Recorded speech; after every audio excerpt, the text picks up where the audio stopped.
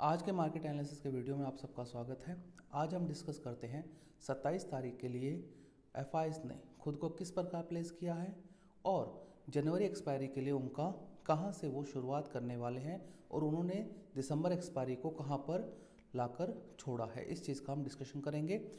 Data पे जाने से पहले हम पहले डिस्कशन कर लेते हैं आज एक्चुअली बाज़ार में हुआ क्या।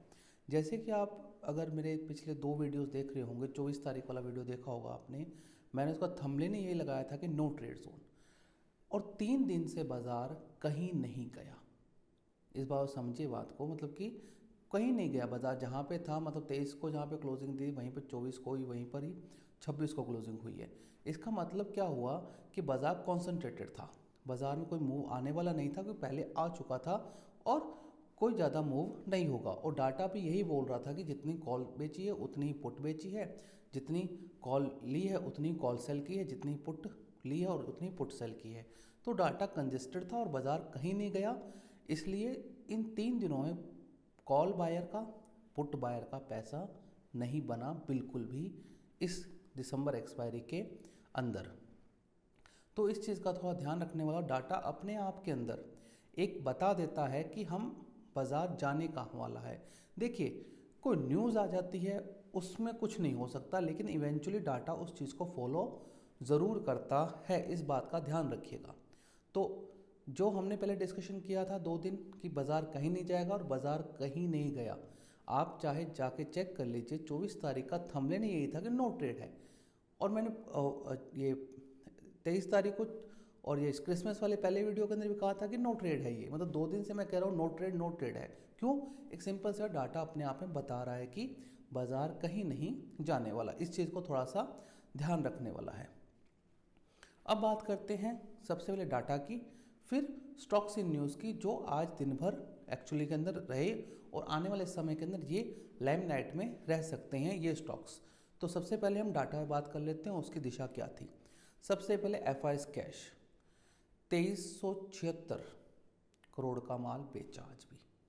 मतलब कि कौन कह रहा था ये छुट्टी बजा रहे हैं, मतलब कंटिन्यूसली माल बेच रहे हैं कैश में, और ये सारी सेलिंग हैवी वेट्स में हो रही है। डीआईएस ने माल उठाया 3336 करोड़ का, और ये सारा का सारा कहाँ उठाया जा रहा है? मिड कैप और स्मॉल कैप के अंदर उनको पंप किया जा रहा है और वो चलते जा रहे हैं। तो उसमें कोई दिक्कत वाली बात नहीं है। तो डाटा तो नेगेटिव है कैश का। तो इंडेक्स लॉन्ग, अब एक चीज़ समझिएगा, मैं आपको चीज़ बता दूं, जो मैं इंडेक्स फ्यूचर्स का आज डाटा रीड करने वाला हूं इसमें एक्सपायरी कंपोनेंट है। तो इसलिए जो मैं डाटा बता रहा हूं वो जो दूसरा बताऊंगा उसमें तो ज़्यादा ध्यान दीजिएगा आप। भाई डाटा क्या है मैं पहले बता देता हूँ। लॉन्ग काटे और शॉर्ट काटे, क्योंकि एक्सपायरी थी। लॉन्ग काटे 33,731, शॉर्ट काटे 51,286 शॉर्ट काट लिए। तो सर इससे हुआ क्या? इससे ये हुआ, जो पहले 4-5 वीडियो मैंने कहा था कि मुझे इनकी एक्सपायरी नेट शॉर्ट 1.5 लाख के आसपास आते दिख रहे, उस समय 1,20,000 पर थे। इन्होंने अपनी जो जनवरी की एक्सपायरी है उसकी शुरुआत ये कर रहे हैं 1,54,878 कॉन्ट्रैक्ट्स, मतलब 1,54,878 कॉन्ट्रैक्ट्स के ऊपर ये अपनी दिसंबर की एक्सपायरी को स्टार्ट कर रहे हैं, जो कि है 18.41% लॉन्ग शॉर्ट रेशो में, और ये अब तक का सबसे कम आंकड़ा है। अब यहाँ से क्या होगा मैं उसकी भी बात करता हूँ, लेकिन ग्रॉस आंकड़ा देखिए आप। मैं नेट बता दिया 1,54,000 नेट शॉर्ट है, ग्रॉस देखिए, मतलब ये इन्होंने रोल ओवर कितने किए वो देखिए। आज 2 लाख कॉन्ट्रैक्ट्स, 2,27,000 कॉन्ट्रैक्ट्स नेट इन्होंने रोल ओवर किए हैं। और रोल ओवर एक्चुअली में इनके लिए एक्चुअली में क्या रहा है? फ़ायदेमंद रहा है मेरे हिसाब से, क्योंकि रोल ओवर कॉस्ट 150 पॉइंट की है। एक बात समझने वाला, रोल ओवर कॉस्ट 150 पॉइंट्स की रोल ओवर कॉस्ट है, तो बहुत बढ़िया रोल ओवर कॉस्ट है। तो इनको एक्चुअली के अंदर ऊपर की साइड में रोल ओवर करने का मौका अच्छा मिल गया है। और लॉन्ग कितने हैं? 45,149। अब इसका मतलब क्या होता है? मतलब नेट शॉर्ट तो ये 1,54,000 है, लेकिन ग्रॉस शॉर्ट मतलब कि लॉन्ग हटाने से पहले के, मतलब कि नेकेड शॉर्ट कितने हैं? 2,27,000 कॉन्ट्रैक्ट्स हैं, और लॉन्ग कितने हैं? 45,149। अब मैं आपको सिंपल चीज़ बताऊं तो डाटा जो अभी का है मैं आपको समराइज कर देता हूँ। कैश का डाटा नेगेटिव है, कैश का डाटा एकदम नेगेटिव है, तो इस पर तो जाना ही नहीं है। और इंडेक्स फ्यूचर का डाटा भी नेगेटिव है क्योंकि इसमें एक्सपायरी कंपोनेंट है। बट हम क्या देख रहे हैं, नेट क्रॉस कितने शॉर्ट आगे लेके गए, वो 2 लाख कॉन्ट्रैक्ट्स ही लेके गए हैं आगे, और 45,000 लॉन्ग लेके गए हैं, तो 1,54,000 के आसपास इनका नेट शॉर्ट का आंकड़ा है, जो कि 18%, 18.5% के आसपास इन्होंने एक्सपायरी की है, जो अब तक की सबसे कमज़ोर है। अब यहाँ से होंगी 2 चीज़ें, बाज़ार कुछ दिनों तक यहीं रहेगा, कुछ भी नहीं होगा, या बाज़ार के अंदर एक स्पाइक आएगा करीबन 500 से 700 पॉइंट का, जो कि होता है 24,300 400। क्योंकि एक चीज़ समझिए, ये जो सारे शॉर्ट बने हैं ना, ये 24,000 के डिक्लाइनिंग, 24,800 जो डिक्लाइनिंग आई थी ना, वहाँ से ये शॉर्ट एक्सलेट हुए। क्योंकि समझिए, इनका एक्चुअली जब फॉल आ रहा था उस समय इनके नेट शॉर्ट थे करीबन 75-80 हज़ार के आसपास, हमने वीडियो में डिस्कस भी किया था। जब बाज़ार गिरना स्टार्ट हुआ तो इनके नेट शॉर्ट पर डे बढ़ते गए, और 24,800 का बाज़ार आज आपको पता है 24,750 पर बंद हुआ है। इन्होंने इस दौरान करीबन 1 लाख से ज़्यादा, मतलब 80-85 हज़ार 75 हज़ार के आसपास इन्होंने नेट शॉर्ट किए, और बाज़ार 1000 पॉइंट गिर गया। तो एक्चुअली हो कह सकता है कि 18% net long to short ratio बहुत कमज़ोर होता है। बाउंस आना चाहिए, लेकिन वो सेलिंग अपॉर्चुनिटी ही बनेगा, बाइंग अपॉर्चुनिटी का अभी कोई सवाल नहीं है, क्योंकि इनके सिस्टम के अंदर शॉर्ट बहुत ज़्यादा है। इतने शॉर्ट जब होते हैं तो बाज़ार ऊपर बढ़ता है, बट उसी दिन या 1 to 2 डे के अंदर वो क्या होता है, रिवर्स होना स्टार्ट हो जाता है। तो कोई ज़्यादा मुझे हैरत नहीं होगी कि 300-400 पॉइंट का एक आपका स्विंग मिले आपको, और वहाँ पे आप शॉर्ट कीजिए। स्टॉक पैसिफिक की बात पर नहीं कर सकते, स्टॉक पैसिफिक में गेम अलग होती है। इंडेक्स के अंदर क्या होता है कि ऑलरेडी इतने गिरे हुए हैं, बट जनवरी की एक्सपायरी थोड़ी सी ब्रूटल होती है हमेशा। आप कोई सी भी जनवरी की एक्सपायरी देखिएगा, हमेशा ब्रूटल एक्सपायरी होती है। स्विंग्स बड़े आते हैं दिसंबर के बजाय यहाँ पर। क्यों? पहली बार सब लोग छुट्टी से आते हैं, और सारे के सारे डाटास जो आते हैं उसमें लोगों को अगले क्वार्टर का अंदाज़ा हो जाता है, क्योंकि इस क्वार्टर के सारे अपडेट्स आ जाते हैं। क्योंकि ऑटो के भी अब दिसंबर के डाटा आ जाएंगे 1-2 तारीख को, सभी कंपनीज़ के नंबर डाटा आ जाएंगे, और ये आपका गाइडेंस आ जाएंगी सभी कंपनीज़ की क्वार्टरली। तो ये सबसे ज़्यादा ब्रूटल होता है, क्योंकि अगर कुछ भी और दूसरी चीज़, रिजल्ट भी आने स्टार्ट हो जाएंगे। तो ये एक्सपायरी बहुत ब्रूटल होती है। यहाँ पे 1000-2000 पॉइंट का कोई मतलब नहीं है, कि कहीं पर भी शिफ्ट हो सकता है बाज़ार। तो इस चीज़ का ध्यान रखें। हाँ, डाटा चेंज होगा तो अपन बात करते जाएंगे।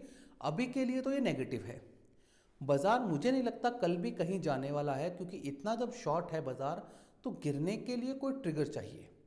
गिरेगा अभी नहीं, बाज़ार थोड़ा ऊपर जाएगा, वहाँ से ये शॉर्ट होगा। तो आपको क्या करना है, अभी थोड़े दिन के लिए, जब तक फुल फ्लैज एफआईज वापस नहीं आते और डाटा एक्चुअली में आना स्टार्ट नहीं होता, तब तक थोड़ी बाज़ार से दूरी बनाकर रखेंगे, तो आपका पैसा बचेगा। अदरवाइज आपने 2 दिन ट्रेड किया तो कमाया नहीं है। और समझिए, आपने छोटा मोटा स्कैल्प मार भी दिया तो उसमें ठीक है, पैसा बना लिया, बट ऑप्शन बायर के प्रोस्पेक्टिव से देखें तो उसका पैसा बड़ा बाज़ार फटता है तभी बनता है, क्योंकि खोता ही बहुत है तो बनाना भी बहुत पड़ेगा। मतलब अगर आप 50,000, 1 लाख, 2 लाख लेके आए हो, और वो आप दाव पे पूरे लगा रहे हो, तो आपको बनाना भी 5 टाइम 10 टाइम पड़ेगा, तभी आप उस विन टू लूज रेशो में रह सकते हो ऑप्शन राइटर के सामने। तो कोई 2-4% का गेम नहीं है ये।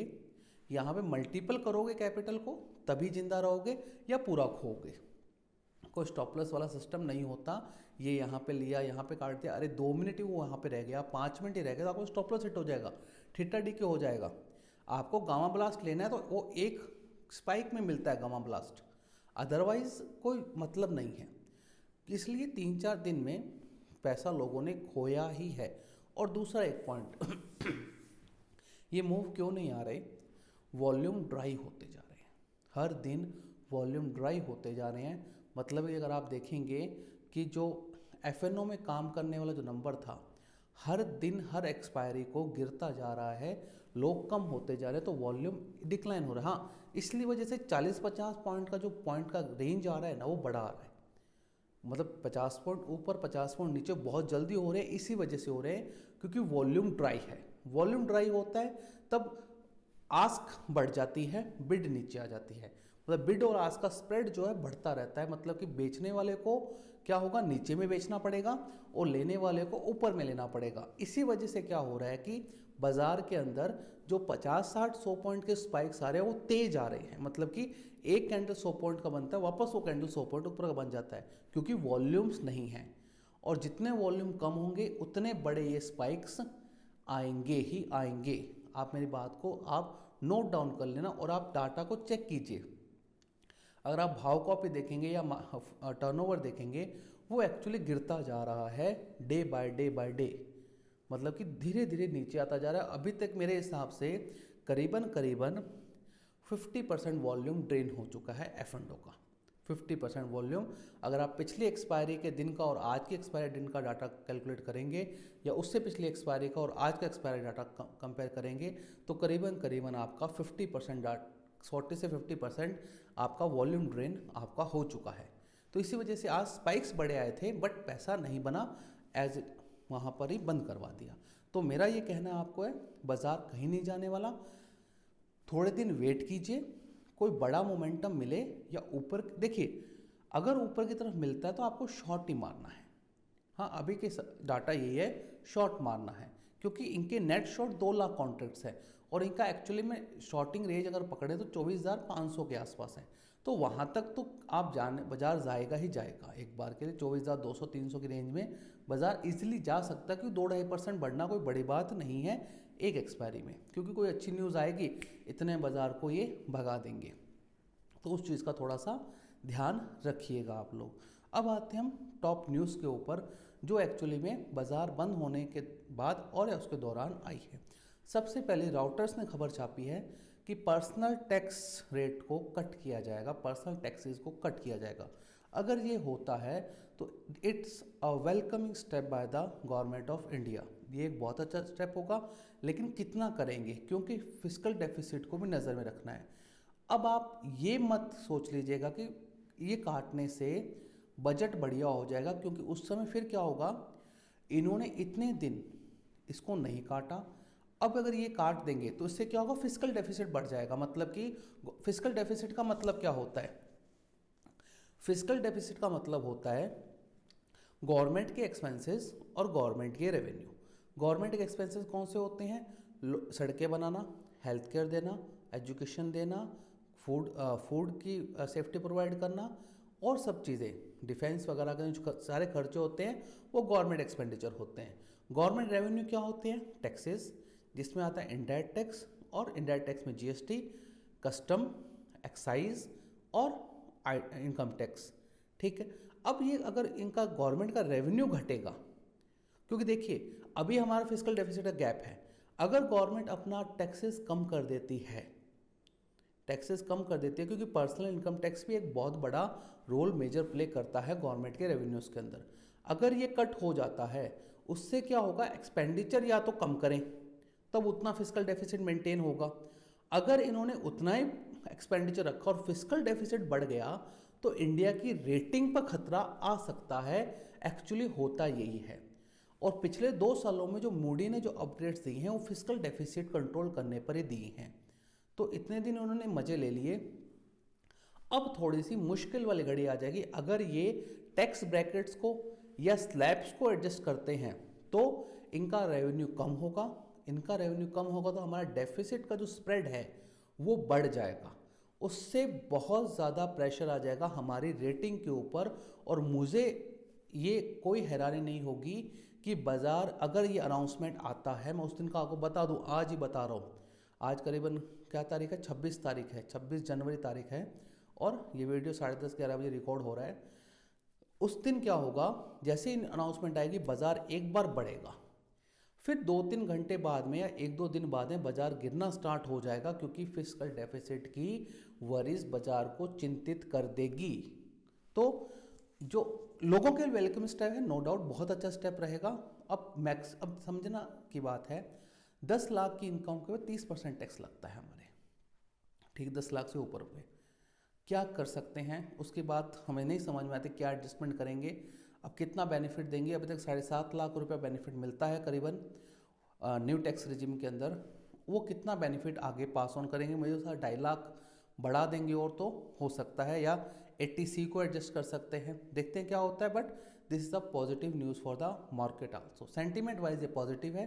ये मार्केट बंद होने के बाद राउटर्स ने छापी है। उसके बाद आप बात करें डिक्सन की। डिक्सन ने एक और MOU साइन किया है। ये कंपनी नहीं रुक रही है, लेकिन इसमें समस्या भी है। ये चेजिंग द टाइगर वाली बात है, मतलब कोई इस पर चढ़ा हुआ है ना तो वो उतर नहीं सकता, ये चलता जाएगा। और ये जब होगा जब ये सिस्टम लोगों को समझ में आएगा। अब डिक्सन में प्रॉब्लम क्या है, डिक्सन मैन्युफैक्चरिंग करती है PLI स्कीम में, प्रोडक्शन लिंक्ड इंसेंटिव स्कीम में, जिसका इंसेंटिव होता है 5%। डिक्सन का प्रॉफिट मार्जिन है 2% का। एक बात समझिए मेरी बात को, PLI स्कीम में डिक्सन काम कर रही है मेक इन इंडिया में। PLI स्कीम में गवर्नमेंट की तरफ से 5% मिलता है, ठीक है। और डिक्सन का नेट प्रॉफिट मार्जिन है 2% का, मतलब कि जो भी इसको कॉन्ट्रैक्ट्स मिलते हैं वो लॉस में मिलते हैं, मतलब कि वो अपना कट काट के देते हैं, तो इसका खर्चा काटने के बाद में इनको 2% ही मार्जिन मिलता है। अगर वो PLI स्कीम इनको ना मिले तो ये कंपनी एक्चुअल में लॉस में है। बट वॉल्यूम इतने ज़्यादा हैं इसके पास, इतने कॉन्ट्रैक्ट्स हैं डिक्सन के पास में कि ये हर चीज़ के अंदर ये बढ़ती जा रही है। तो फोमो है इसके अंदर, फिर वो मिसिंग आउट की तरफ से बढ़ रहा है। But this is a multibagger. अगर इस क्वार्टर में इसके मार्जिन सुधरते हैं तो ये एक बड़ी बेट बन जाएगी इंडिया के अंदर। बट देखना पड़ेगा ये मार्जिन कितने, पिछली बार 2% का मार्जिन था, बाजार जिस दिन रिजल्ट है उस दिन स्टॉक 10% ठुक गया था क्योंकि भारी था। अब ये और भारी हो चुका है, नंबर आते हैं उतना ही मार्जिन आएगा, वापस ठुकेगा। तो इस चीज़ का थोड़ा सा ध्यान रखिएगा। नेक्स्ट स्टॉक आता है कमिंस का। कमिंस में क्या हो रहा है, कमिंस और सीमेंस में सेम चीज़ आ रही है, प्राइवेट कैपेक्स घटता जा रहा है।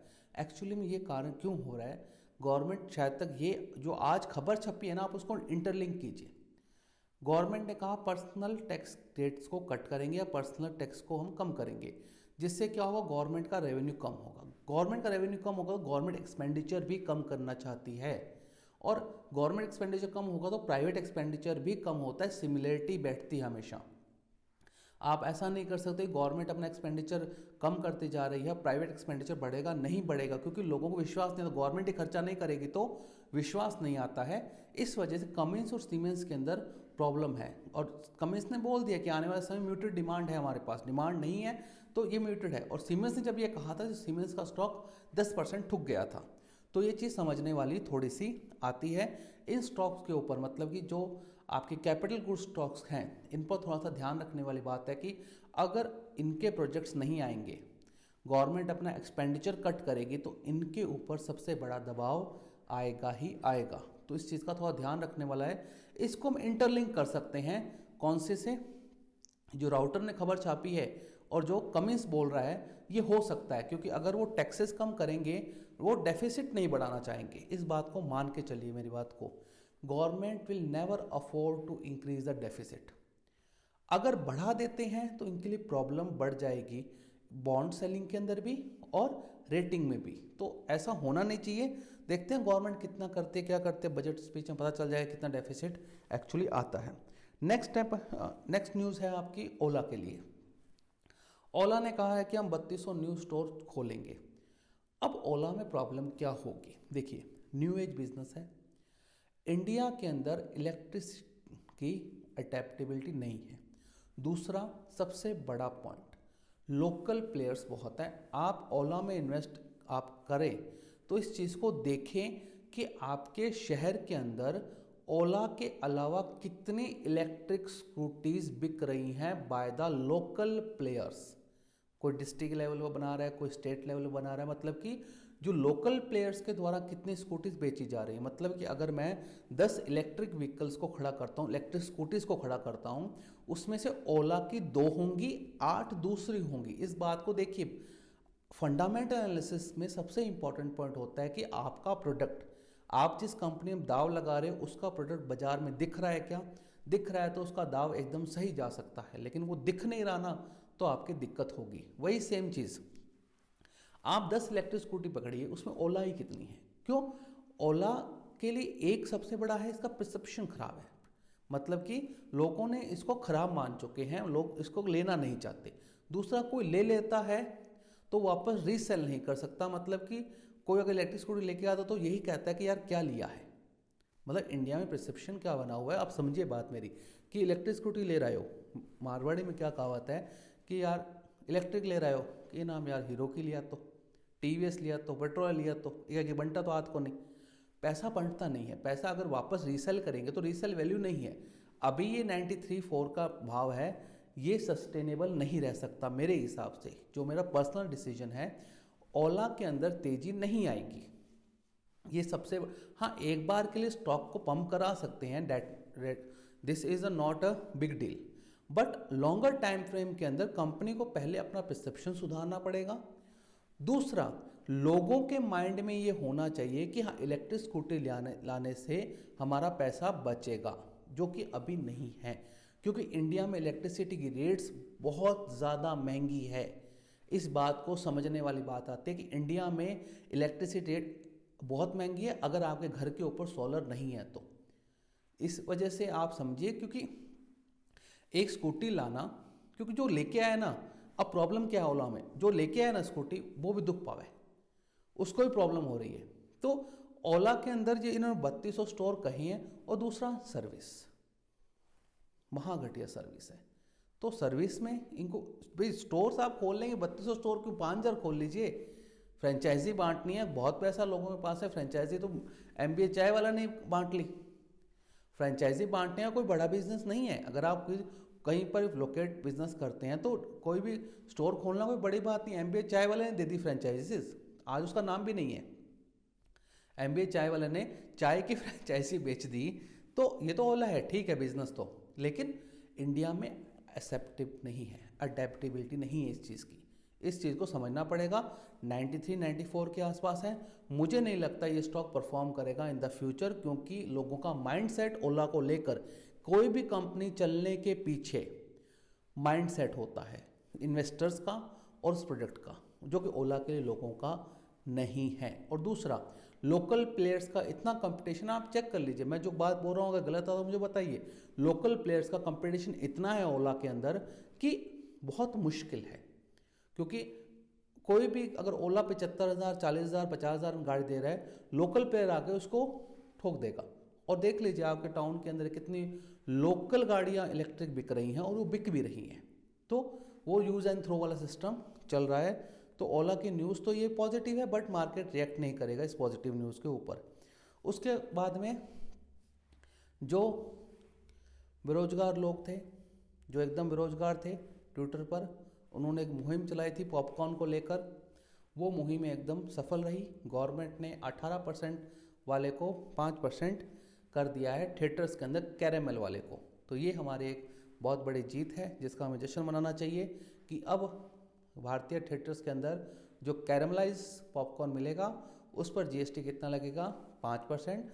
गवर्नमेंट ने अपना 18% वाला जो था वो रोल बैक कर लिया है, और गवर्नमेंट को इससे करीबन 100 करोड़ का नुकसान होगा। तो इस चीज़ का थोड़ा सा ध्यान रखिए। अगर आपको वीडियो पसंद आया और अब तक आप बने हुए हैं, थैंक यू फॉर वॉचिंग, और लाइक शेयर और सब्सक्राइब जरूर कीजिएगा।